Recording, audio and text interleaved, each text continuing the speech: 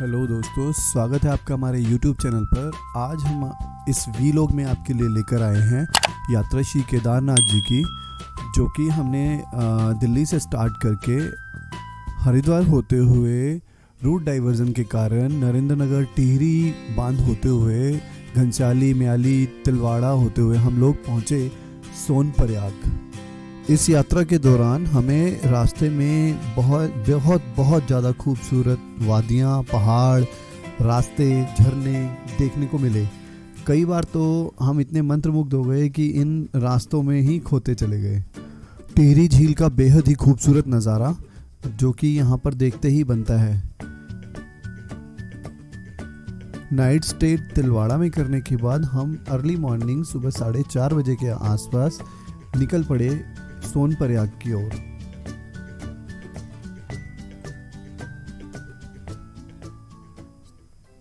तिलवाड़ा से सोनप्रयाग का रास्ता भी काफ़ी लंबा था। रास्ते पे कई जगह काम चल रहा था। परेशानियां तो काफ़ी हुई, लेकिन हम फिर भी सुबह सुबह होने के कारण जल्दी से जल्दी सोनप्रयाग तक पहुंच गए।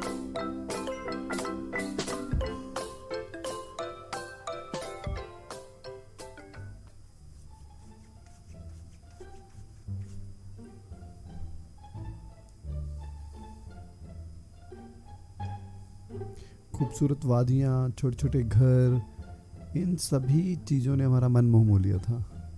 ये हम सोनप्रयाग पहुंचने से पहले भीड़ होने के कारण सीतापुर की पार्किंग में ही हमें गाड़ी लगानी पड़ी, और हम सीतापुर की पार्किंग में गाड़ी लगाकर यहाँ से पर्ची लेकर फ्रेश होकर निकल पड़े टैक्सी से गौरीकुंड की ओर।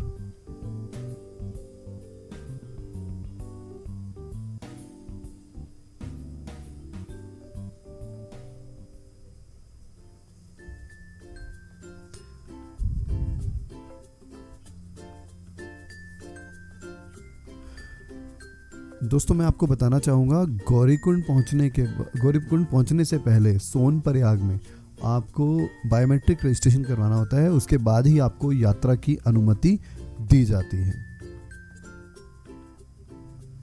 तो यहाँ सोनप्रयाग पहुँचकर आप अपना बायोमेट्रिक रजिस्ट्रेशन अवश्य कराएं, और बायोमेट्रिक रजिस्ट्रेशन कराने के बाद आप तभी यात्रा के लिए आगे बढ़ें।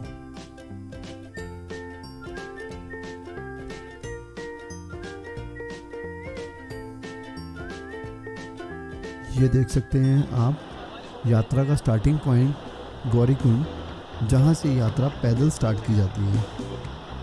ये गौरीकुंड का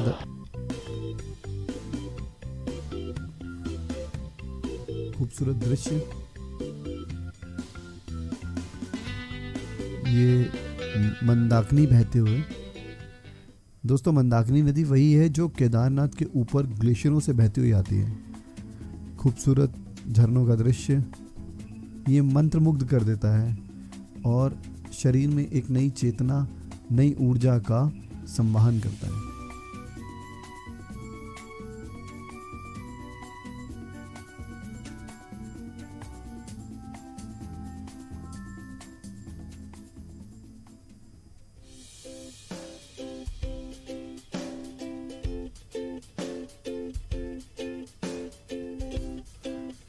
लगभग 1 घंटे की चढ़ाई के बाद हम लोग पहुंच चुके थे जंगल चट्टी। जंगल चट्टी में आपको खाने पीने के लिए कुछ छोटी मोटी दुकानें मिल जाएंगी, जहां सबसे फेवरेट फूड आपको मैगी ही मिलेगा।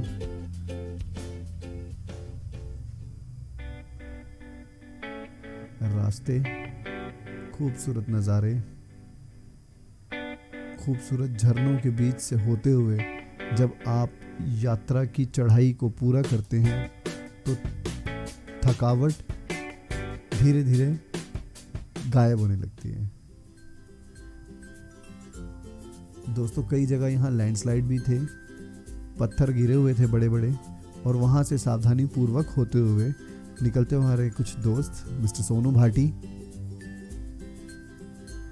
और उनके पीछे जितेंद्र जी आते हुए टॉवल ओढ़कर।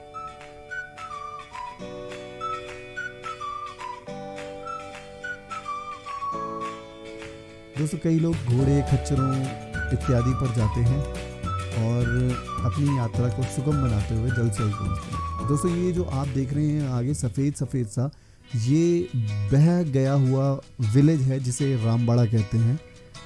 रामबाड़ा ये वही गांव है जहां पर सबसे ज़्यादा केदारनाथ जी के समय केदारनाथ जी की आपदा के समय इस गांव में सबसे ज़्यादा क्षति पहुंची थी।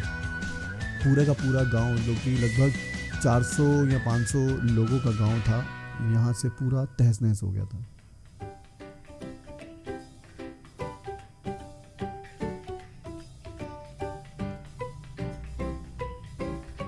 हम थक कर अपनी मंजिल की ओर देखते हुए और धीरे धीरे मंजिल की ओर बढ़ते हुए, रास्ते में ये मंदाकिनी नदी कभी इतनी गहरी दिखाई देने लगती है और कभी बिल्कुल साथ। अद्भुत नज़ारा, छोटे छोटे पानी के झरने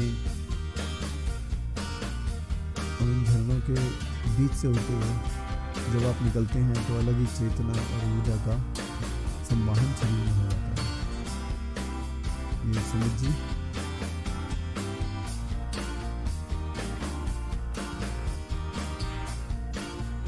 दोस्तों, सावधानियां हर पल पर यहाँ पर आपको अपनानी पड़ेंगी, क्योंकि एक छोटी सी गलती भी आपको गंभीर चोट पहुंचा सकती है।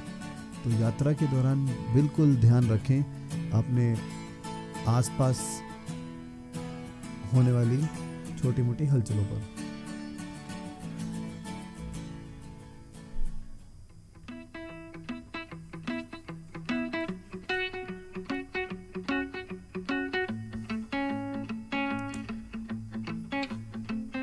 हम लगभग रामबाड़ा पहुंच चुके थे और यहाँ से हम लोग डिसाइड कर रहे थे कि हमें रामबाड़ा होते हुए किस तरफ जलपान ग्रहण करना है। रामबाड़ा ब्रिज, एक रास्ता यहाँ से जाता है और एक रास्ता यहीं से थोड़ा सा आगे होते हुए बिल्कुल मंदाकिनी नदी के पुराने पुल से होते हुए निकलता है। हमने ये रास्ता छोड़ दिया था, हमने आगे वाले रास्ते से जाने का निश्चय किया, जो कि पुराना ब्रिज कहा जाता है।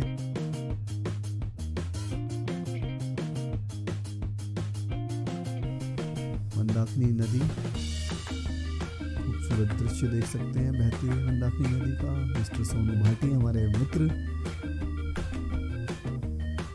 नज़ारे देखते हुए, मंदाकिनी नदी को देखते हुए, उसके बहते हुए जल को देखते हुए, ये रामबाड़ा ओल्ड ब्रिज के बारे में हमें बता रहे हैं। इस ओल्ड रामबाड़ा ब्रिज को ही पार करके हम लोग आगे का रास्ता अपना तय करेंगे।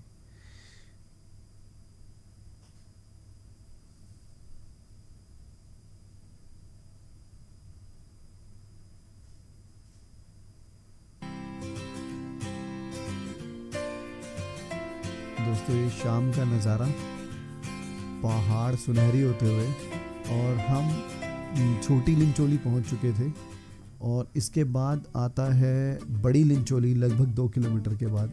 और ये दोनों रास्ते ही, छोटी लिंचोली, बड़ी लिंचोली, इतने ऐसे टिपिकल रास्तों में से हैं जो कि आपके शरीर को पूरी तरीके से थका देते हैं।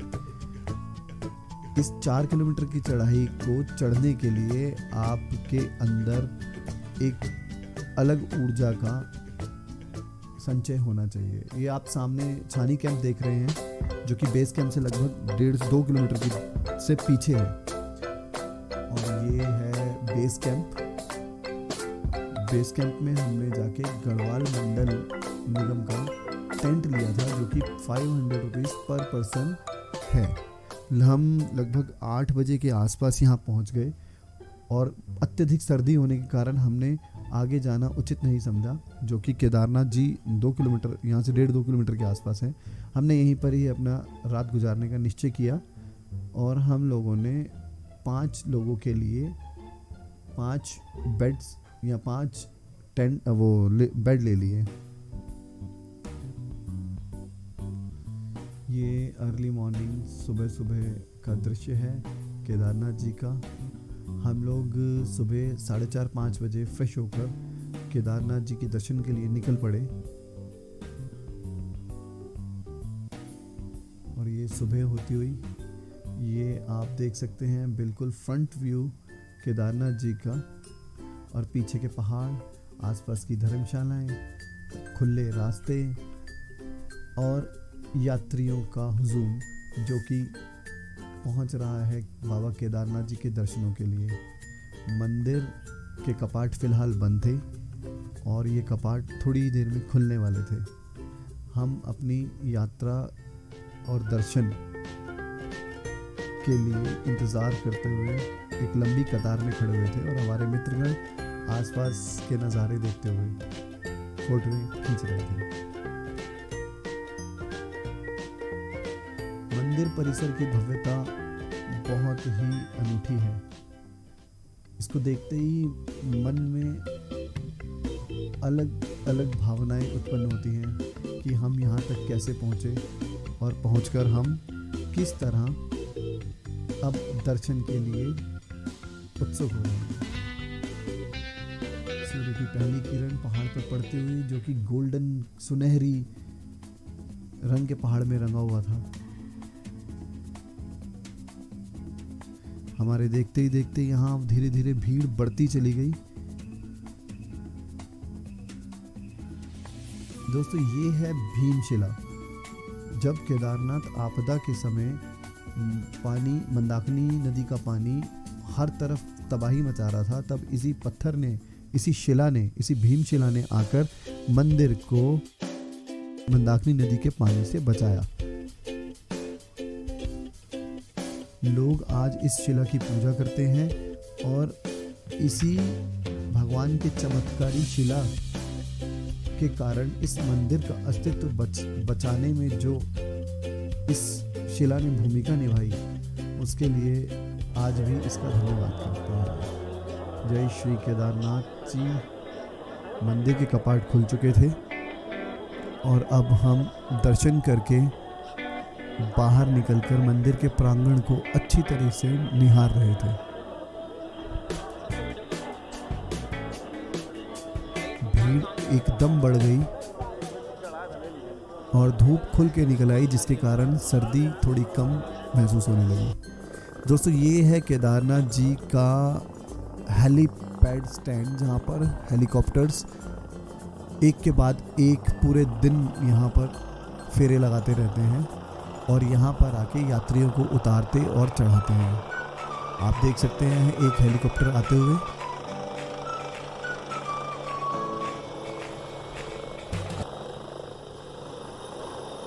बेहद खूबसूरत नज़ारा।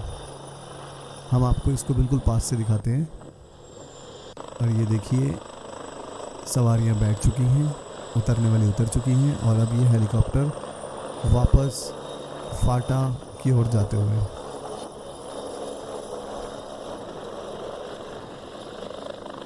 धन्यवाद दोस्तों वीडियो देखने के लिए। कृपया लाइक और सब्सक्राइब ज़रूर करें।